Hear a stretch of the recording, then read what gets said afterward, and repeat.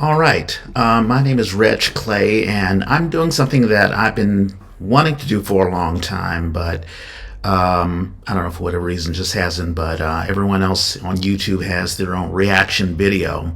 I'm not going to do necessarily a reaction video, but I am going to do a review of American Fiction. That is a 2023 American comedy drama written and directed by Cord Jefferson. It has a lot of cool actors: Jeffrey Wright and Tracy Ellis Ross, Eric Alexander. I have not seen the movie as of yet. I'm in about 5 minutes to go out to see it. When I come back, I'm going to give my review on it. I don't know how long my video will be, maybe 10 minutes, or I don't think it's going to be longer than that. But in any case, my background, so I'm in the Bay Area, California. I'm originally from Washington, D.C.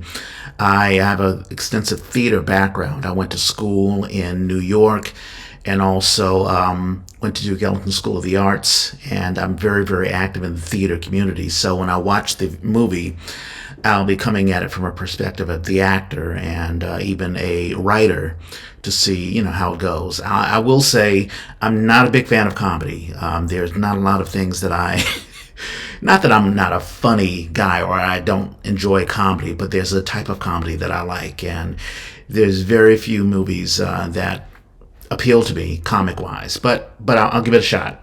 A lot of people have said, "Oh, you got to see this movie. You got to see this movie." So I'm going to check it out. I have no reaction. I have no even preconceived thoughts as to what it's going to be.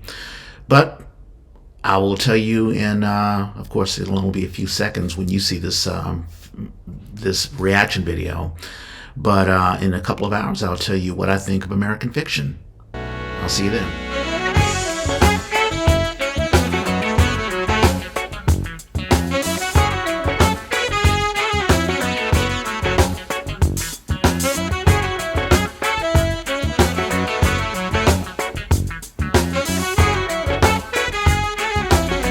All right, I am back, and I'm going to talk about American Fiction, which is a comedy drama written and directed by Cord Jefferson. I'm reading my little monitor here, and I just came back from the movie theater, and I'm going to talk about what I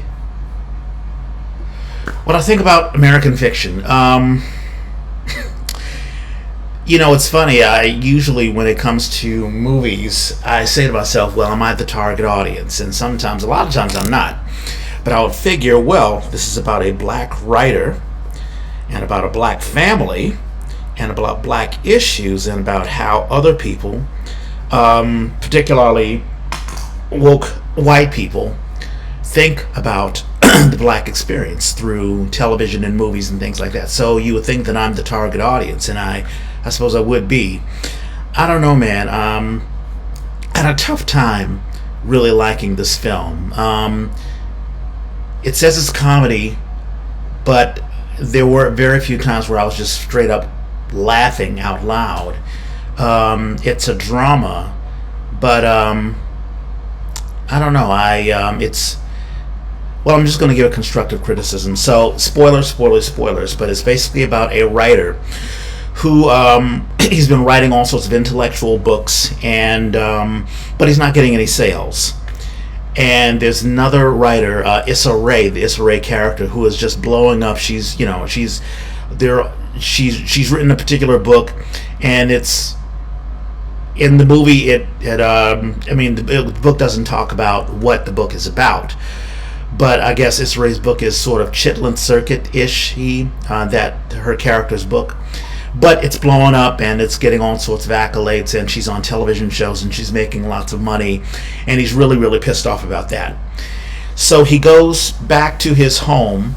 He lives in Hollywood, but I guess his home is like in Boston, or it's like the northern east, like a New England type of thing. The home actually looks a lot like my family's home in Washington, D.C. The outside, the brick type area is very, very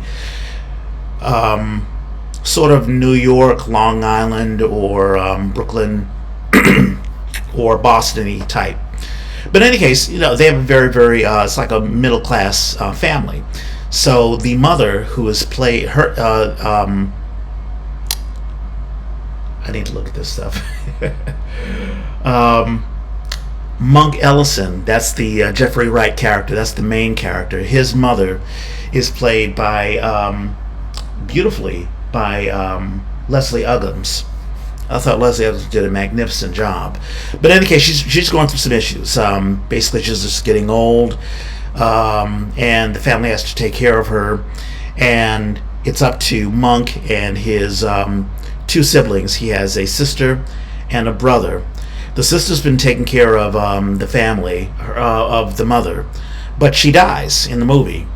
And so the brother, who is played by, I want to say, hold on for a second, Sterling Brown, is a gay black guy who is so one-dimensional. I mean, he's standoffish, he's narcissistic, and he only cares about himself. He doesn't want to be bothered by any other issues, and I just had a hard time attaching myself to this character, even finding the character funny at all. But basically, the stress that Jeffrey Wright has is, how am I going to take care of my mom? Because I don't have enough money to do that. And the rest of the family members are not pitching in. Well, really, the only other family member is this Sterling Brown character, the brother, and he doesn't want to be involved in it at all. And also, he's stigmatized because I guess the father passed away, and maybe the father was negligent. The father's never seen, and the father's hardly ever really talked about. In the end, Leslie Uggams' character says that the father was a genius, and therefore he was detached from his emotions. I'm not sure where the movie was trying to go with that, maybe to explain why the father is what he is. But in any case, the Jeffrey Wright character, the main character, Monk, has a dilemma. He needs to make money to provide for his mom. So what does he do? He says, well, listen, I've written all these fantastic books, but haven't been sold. So let me just write the Chitlin Circuit stuff. Let me just give the masses what they want. Or I guess the white literary woke white folks who are buying these books, let me give them what they want. And so he writes a book. He adopts a character. He doesn't want to put his name on this book at all. But it's very Chitlin Circuity. It is very stereotypical. It all the stereotypical characters. And there's a wonderful scene where Keith David, it's good to see Keith David in the movie. Good to see him being cast. But and the book is titled, excuse my language, fuck. and I suppose that's supposed to be a very funny scene, although I don't know. The white characters in the movie are very, very stereotypical and one-dimensional, as if we expect, all woke white folks to act one particular way, and I found it just to paint everyone with the same brush. But in any case, this Chitlin Circuit book happens to be very successful. He's getting all sorts of deals. I guess one publisher wants to print 700,000. Sorry for the train. 700,000 copies of the book, and there's going to be a movie deal, and he is in conflict with that because he never wanted to associate himself with the book. Yet at the same exchange, he needs the money. So that's a good plot. That's an excellent plot. Now the execution of the plot is where I don't know. I just have a lot of issues with. He gets a love interest, and I believe it's Erica Alexander. Is that right? Yes, Erica Alexander, who I remember from being in Living Single and The Cosby Show. It was wonderful to see her back in the movies again, and she looks fantastic. She looks really, really good, and is a wonderful love interest.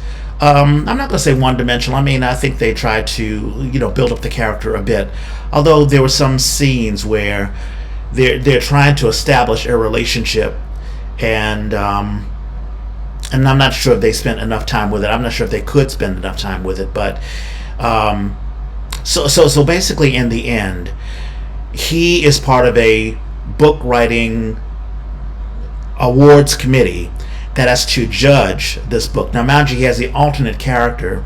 He has created an alternate character who is the author of this book, Fuck, which is, selling like hotcakes and is up for a movie deal. So he has his character, Monk, and then he creates this other character, which is Stagger Lee. Okay. Which is a popular American folk song about the murder of Byron Lyles and Stag Lee Shelton in St. Louis, Missouri, Christmas 1895. Okay, so there's some references to what Stagger Lee is all about. But in any case, everyone wants to know who Stagger Lee is, and of course he wins the award because of the 5 judges.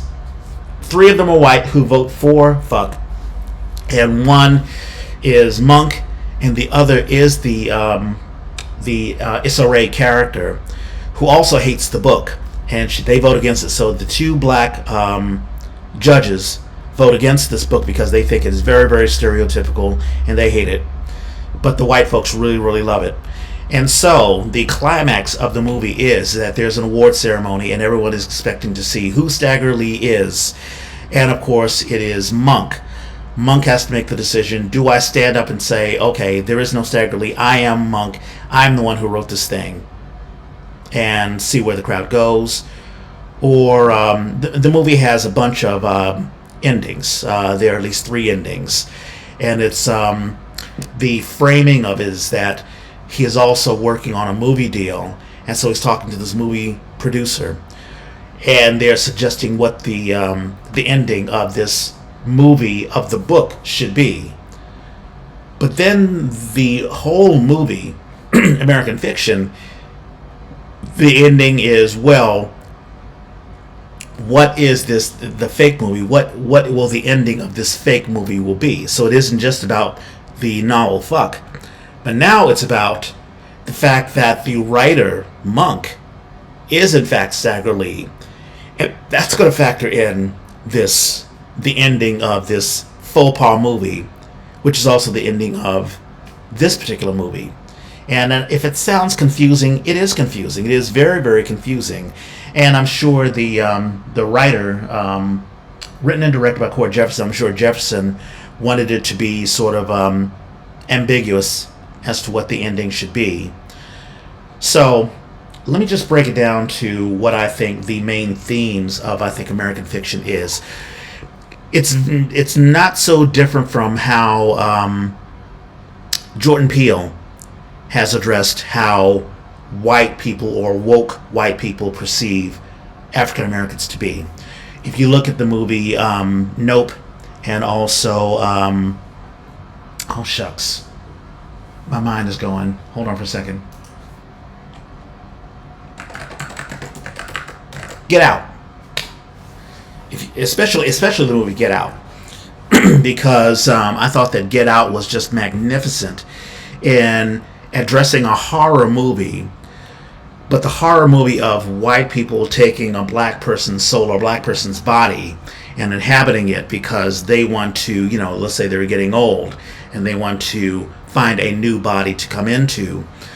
But also there is this commentary on how woke white people perceive black folks and how us black folks may find that leery or may be suspicious of whether we were accepted by society, white society, if you care about that sort of thing. And Jordan Peele does an amazing job in doing that. Cord Jefferson doesn't really do it. So for one, the whole notion that you write something spectacular and magnificent, let's say a black person writes something magnificent and spectacular, and it may not necessarily deal with black issues. They may be just a writer who is really good, they just happen to be black. And why isn't that praised, or why isn't that, regarded as something really, really good? I'm not really into, let's say the literary scene, so I don't know how that business goes or what, books are picked up and what aren't. But I'll just, if the movie is suggesting that the only way that a black artist can act, the only way that a black writer can make it big in the literary scene is by writing Chitlin Circuit type books, then I'll take their word for it. And, certainly the movie is suggesting that. So, sure, the monk character has a problem, because he wants to write intellectually and he wants to be regarded as an intellectual and he wants his books to sell. This is very similar to Richard Wright, the real Richard Wright, who wrote Native Son, which was about we all know who Bigger Thomas is. Bigger Thomas was a character in the 30s who wound up killing his girlfriend and a white woman, and now the town is looking for him. But really the book was all about how this racism of America, especially in the turn of the century, really from the days of slavery up to the turn of the century, has formed this black man into becoming this individual who's just trying to survive. And Booker Thomas isn't really a monster. He when he kills the white woman, he's basically putting a pillow over her head, over her face, just to get her to be quiet. He isn't trying to kill her, but based on circumstances, that's what he's put into. So that's what Richard Wright was trying to do, and it was something that was picked up hugely by society, especially by the white society, by the communist white society of the 30s. And he was, considered an absolute genius. And then Wright starts writing these existentialist books that speaks more to him or where he is and where in that part of life in the 60s. And the book just doesn't sell at all. I'm bringing this up because that's sort of Monk. Monk is a middle-aged black man who doesn't want to write about the ghetto or write about the homies and the crack cocaine era or what's happening in the streets. And he doesn't want to write about characters who speak with a stereotypical black slang accent. He wants to stay away from that. But the problem is he can't really sell. But then this book takes off. He writes the book, but then he has conflicts about writing the book. He has conflicts about the book being popular. But he knows what the industry is all about. It's the reason why the Issa Rae book sold in the character, the Issa Rae's character. She wrote a book which is a bunch of crap. It sold. He writes a book which is a bunch of crap, according to him, and it sells. So there's a part of the movie where he has a conflict as to, well, why is it selling? And oh my God, I'm getting this money, but I feel bad about it because I shouldn't. This book should not be selling because the book is crap. So I don't know how you can be both conflicted, but both, writing, the book. I don't know how long the book, long the book is. Did he write 100 pages, 200 pages? If you took all this time to write the book, then why would you not want it to be picked up or sold? What did he think was going to happen? What was his plan, for the very end, to say, hey, I really wrote the book and it was a parody and you guys bought the parody, so, the trick's on you. Oh, by the way, thank you for buying my book and thank you for the money. This will help me take care of my mom. So he both lambasts the book, yet he's profiting from the money that he'll be getting. So yes, I understand the conflict of that. I just don't know if the conflict was played out the way that the director, Cord Jefferson, wanted it to play out. Also had some issues with the family. So sister passes away. We have a brother who was, I guess, in my mind, a stereotypical, one-dimensional, gay black person, who I didn't have an issue because he's gay. I did have an issue because he seems incredibly narcissistic. Even if he was straight and he was banging a bunch of chicks, and these chicks mean far more to him than his own family, I would still have a problem with that. But then in the end of the movie, there's this conversation that Monk's character is having with his brother, where the brother talks about, why he's had this issue with his father. He comes back to, there's a wedding of, I'm getting way into in the weeds of the plot of the movie, but basically there's this a maid who takes care of the mother until they realize they can't really afford it, and also they have to put the mother into a nursing home, and also the maid is getting married. So the brother the gay guy. Apparently, he visits the mom because he's, been nagged by the Jeffrey Wright character, Monk's character, his brother. Hey, you need to visit mom, visit mom, visit mom. And he's like, okay, fine, I'll visit mom. And then mom makes a statement like, oh, I always knew you were not gay. Now mom is on drugs because these folks home put some drugs on her because she wasn't, excuse me, she wasn't, I don't know, she was being incoherent, or she wasn't, she was revolting to the fact that she's being put to a home. So I had the sense, okay, well, he's walked away from his mom. He's not going to come back to the family ever again. That's it. But then he shows up to the wedding of this maid. And I'm like, I thought he was done with the family, but now he's back. And there's a scene where there are these, two gay guys who the son brought, who I guess are his buddies, and they're in their underwear, and the family comes walking in. They're like, oh, hey, what's going on? And I guess it's played for laughs, but I was like, wow, this is just really crass. And even after the family sort of accepts them, or, the maid, who's sort of part of the family, accepts him and the gay guys, it's like, oh, yeah, you guys can stay for the wedding. It's no big deal. They're still in their, spandexes, half naked, as if there's no big deal. And I was like, this is, I just don't understand. And maybe folks would laugh out loud, but I didn't think it was funny at all. And one quick thing before I wrap up this analysis, but the Eric Alexander character, this is the love interest of Monk, who is a next door neighbor. That's how they meet. The next door neighbor, there's a scene where they meet, they have dinner. She mentions that she's read his books, his intellectual books, and she's really fascinated by him. I mean, the scenes go pretty quickly. There's a lot that the director wants to pack in this movie, but I thought he did an okay job with building this love relationship. But then, and I said to myself, well, maybe the movie's going to go where she reads the book Fuck, and she's like, oh my God, this is horrible. And then she realizes, oh, wait a minute, Monk wrote this horrible book, totally different from what he's usually written, the things that really attracted me to him. This guy's a fake. That's where I thought the movie was going. But it doesn't go there at all. She reads the book, and he's pissed off because he's dealing with stress. Oh my God, how am I going to do this interview with these folks as Stagger Lee? But I'm not Stagger Lee. And he's dealing with, I guess, the conflict of making money from a book that he really doesn't like. But she, or I guess he finds out that she's actually read the book, Fuck. And she says, oh, it's fantastic, I love it.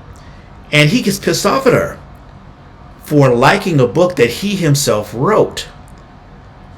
And I guess in one part of me understands, because, well, she's supposed to be this intellectual woman. She wouldn't like this piece of crap book that he himself wrote. But she does. And he makes it into an argument. And I guess the filmmaker needs to make an argument because they need to break up so that he can... There's this final scene where he's trying to get back into her life. I'm sorry, sweetheart, can I make it up, all that sort of stuff. But I just felt that the argument was really, really weird. It's like, well, you wrote the book, so why are we having this argument?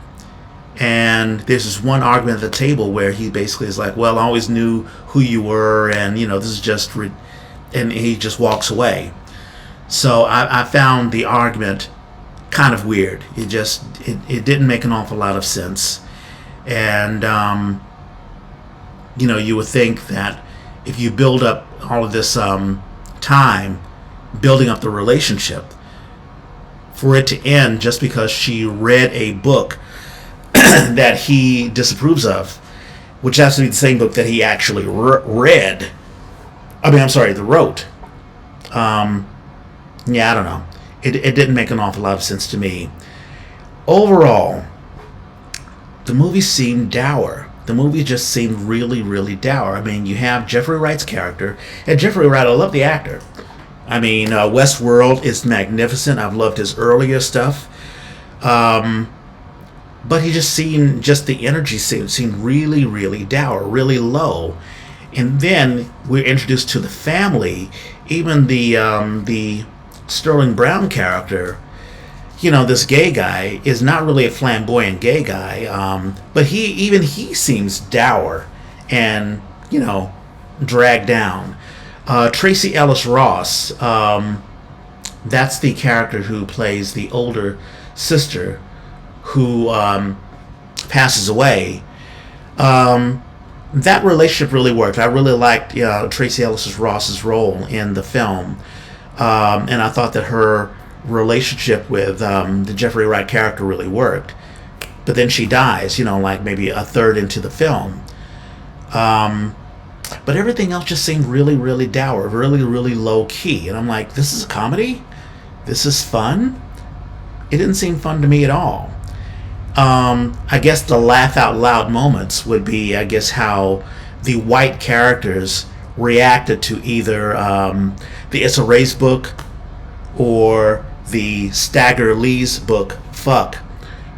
There's even there's a scene where the Tracy Ellis Ross, the sister, the one who dies, she is cremated, and her ashes are being thrown into the ocean. They live next to an ocean, and there's a white character, who I guess is a neighbor, who's like, "Hey, you guys can't do that. That's illegal. Do you have a permit to throw away, human remains?" And the gay character, Sterling Brown's character, was like, "Well, F you," and whatever, as if that's supposed to be a fun thing. I'm like, well, it's not fun because we were attached to the Tracy Ellis Ross character, and now she's dead. And this is a very somber funeral piece. There's nothing fun about it. There's really nothing fun in my mind about American fiction at all. And even the intellectual discussions. I mean, I really do think that it is a valid and very cool intellectual discussion to talk about how black media is absorbed. Whether we want to see the stereotypical Chitlin Circuit characters or whether we want to see intellectual characters. I mean, I remember being of an age where Spike Lee was big in the late 80s because he started to bring in characters which were really, really intellectual. She's Gotta Have It, Do the Right Thing, Mo Better Blues, one of my favorite movies, and I can go on and on, Malcolm X. And then, you had the Hudlin brothers, and you had the female writers like The Color Purple and when Stella's Got a Groove Back and all of that stuff. Really, really wonderful moments in late 80s, early 90s cinema history where we got to really, really see really, really cool writings. Alice Walker's The Color Purple. It's another example. And Beloved. Really, really cool characters. In any case, so yes, we do want to see intellectual characters who happen to be black really discussing, where we are. I just felt that it could have been better. So to wrap it up, comedy drama wasn't very funny to me. And I think the drama could have been a little bit better. There are usually when I think about drama, I think about who are the characters that we really care about. Do we really, really care about, let's say, the Jeffrey Wright character Monk? Do we care about Monk? Yeah, I mean, I could see a bit of myself in Monk, being a playwright instead of a novelist. But I don't know. He just seemed really, really, like I said, very dour. And the other characters were just so lightly built. The Leslie Uggams character, the grandma, the mother, I don't know, there was just a prestige about her. I really, really enjoyed seeing her.